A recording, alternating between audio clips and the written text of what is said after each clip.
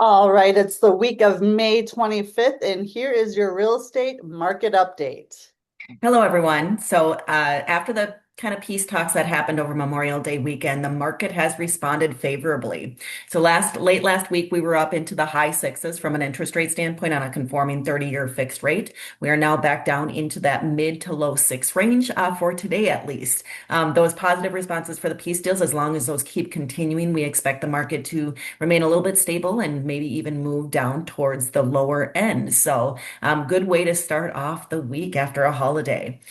Case Schiller Home Appreciation Report came out today. What they do is they talk about appreciation year over year and month over month.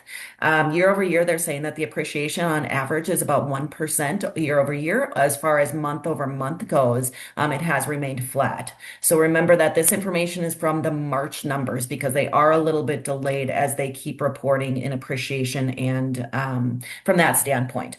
Also, the FHFA, which tracks home sales, says that home sales are up 2% year over year and up 0.7% month over month. Keep in mind that the FHFA does not include cash sales. They only include conforming loan sales. So actually the numbers for government loans and things of that nature might actually increase that home sale number a little bit higher than what they report on the year over year, month over month basis. So the big change that has happened last week, we've been talking about this. We've been waiting for it. We thought it was going to take a lot longer, but we have lenders now that will use VantageScore over that FICO score for qualifying borrowers right now. So what Fannie did is they sent out a kind of like a testing mode to certain lenders, including Rocket Mortgage, PennyMac, United Wholesale, and New Res. They all have access to doing this VantageScore model. I personally have access to the Rocket loan, the PennyMac loan, and the New Res loan. So I do have some resources that can help clients do a VantageScore.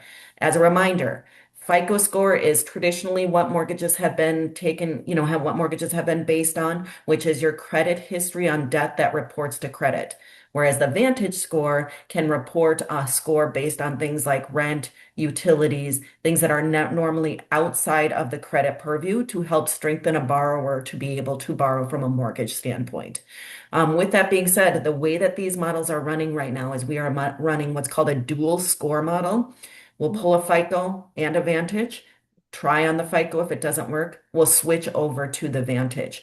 First, most lenders put this out in for 80% or better conforming loans, which was kind of like this trial period. Well, of course, they didn't get a lot of response because people with who need to use this Vantage score normally do not have 20% down on a conforming loan. And so they've now opened that back up as of this morning. A couple of the lenders have opened that up to normal lending guidelines, so as little as 3% down in order to kind of test the market in that way and see who we need. With that being said, there is somewhat of an automated approval system. I think I had talked about how we run the FICO through the automated approval system, desktop underwriter. It's called DU or LP to get that automated approval. And where we were kind of having technical difficulties was getting to run that Vantage score through those two systems for the automated approval, but that actually has been taken care of relatively quickly. We were estimating 12 to 18 months, but it's here early and it's here now and people are using it. So those are opportunities if you have clients who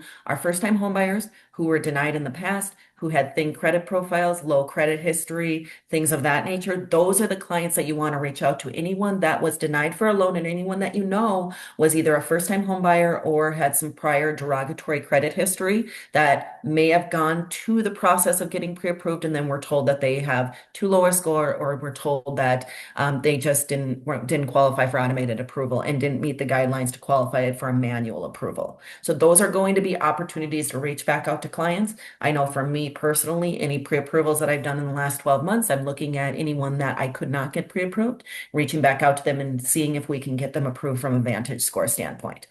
So yeah, very exciting news for the mortgage industry as a whole, and hopefully opening us up to more buyers and ability to help people get into homes. Absolutely. And just this morning it changed again. Like you said, it is not taking as long as we initially thought. So that is why it's so important as agents to show up to this call every week or watch or listen to the Absolutely. recording because it's so much is changing at lightning speed. It So is. appreciate you so much for staying on top of it and keeping us on top of it because I know three people that just came to mind for me, so it's Yes, definitely something to consider for certain. I love it. absolutely. Absolutely. Good. All right.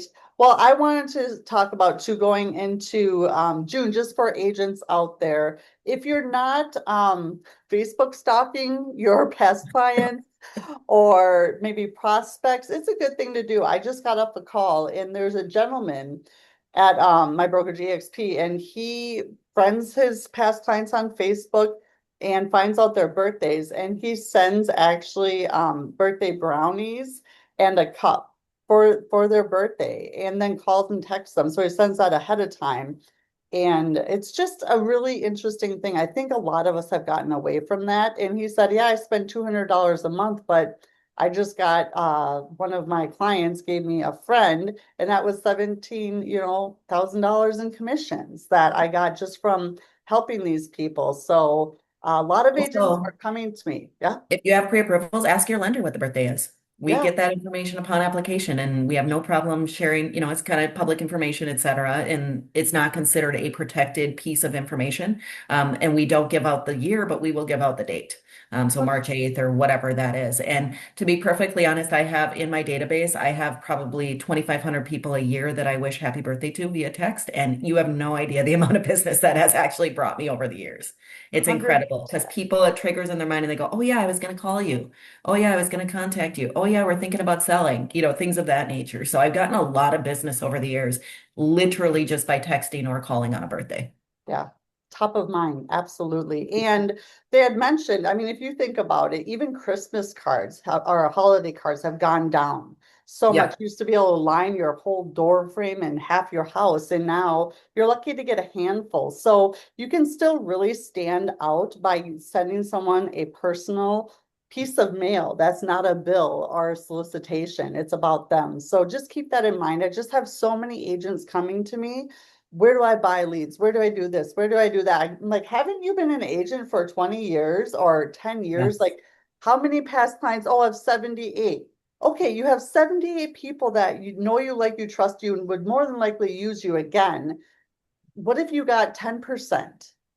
Right. It's so I just had to We say that text today a because, digital holiday card too, as yeah, well. We do. I manually text it. I don't use one of those service that does the automated text only because then it doesn't come from my phone number and then they know it's automated. But I yeah, do take the time to send out those manual text holiday cards, even though they're digital. People love them. It still brings in business. And to be perfectly honest, it does take me 2 to 3 days, like committed 2 to 3 days to send out 200 texts a day for 2 to 3 days. So I'm sending out 600 to 700 manual texts. And it does take time, don't get me wrong. And it is kind of a pain, but it is absolutely worth it because people then relate to you. They know they can see your face, they get their holiday message, and they remember you.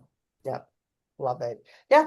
Thank you, Nikki, for that. And that birthday, great idea. So if you Yes. have any past clients and you don't have their birthdays and you want to get those, get in contact. Does Title have that as well? Would they give that No, or? they do, but I'm not sure Title would Okay, share that that's what I thought. information. I know that, like I said, we can share the date. We just Okay, can't share the year or, because then it starts to from a privacy policy. But yeah, I mean, and perfect. we even have notes for certain clients who don't want to be wished happy birthday for certain cultural reasons or whatever that is.